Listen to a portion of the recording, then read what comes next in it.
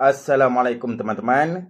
Hari ini saya akan membentangkan tentang Drug Abuse Screening Test ataupun DAS-20, yang mana ini merupakan saringan terhadap penagih dadah dan diguna pakai dalam Jabatan Penjara Malaysia. DAS-20 ada 20 soalan.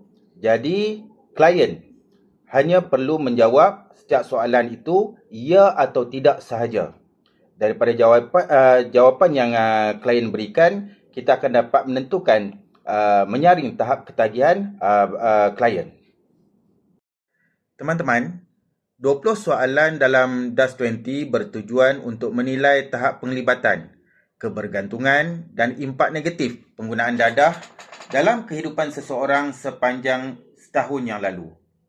Secara ringkasnya, soalan-soalan ini mahu mengenal pasti corak penyalahgunaan dadah seperti kekerapan, ketidakupayaan untuk berhenti dan gejala tarikan atau penggian, serta kesan buruknya terhadap aspek sosial dan fungsi harian.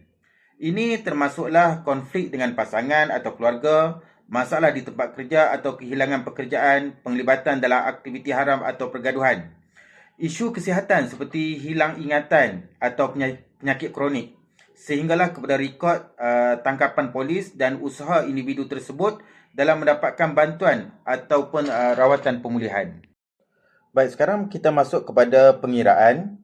Daripada jawapan klien ini, didapati beliau telah menanda 11 jawapan ya dan selainnya tidak. Jadi daripada jawapan ya, 11 jawapan ya itu diberi 1 markah. Setiap jawapan ya diberi 1 markah, maka beliau mendapat 11 markah. Dan kita tengok pula soalan 4 dan 5, yang mana soalan ini jawapannya songsang. Ya, jawapan tidak akan diberi 1 markah. Jadi 11 markah ini dilihat pula dengan jawapan pada soalan songsang, maka dia juga oleh kerana menjawab tidak, dia mendapat 2 markah untuk soalan 4 dan 5. Jadi 11 campur 2 menjadi 13/20. Seterusnya kita tengok pula kaedah pemarkahan, dan dalam di sini jelas klien kita pada skala julat 11 hingga 15 dan menunjukkan ia berlebihan memerlukan program intensif untuk pemulihan. Itu saja daripada saya. Terima kasih. Mudah-mudahan kita mendapat rahmat Allah SWT. Assalamualaikum warahmatullahi wabarakatuh.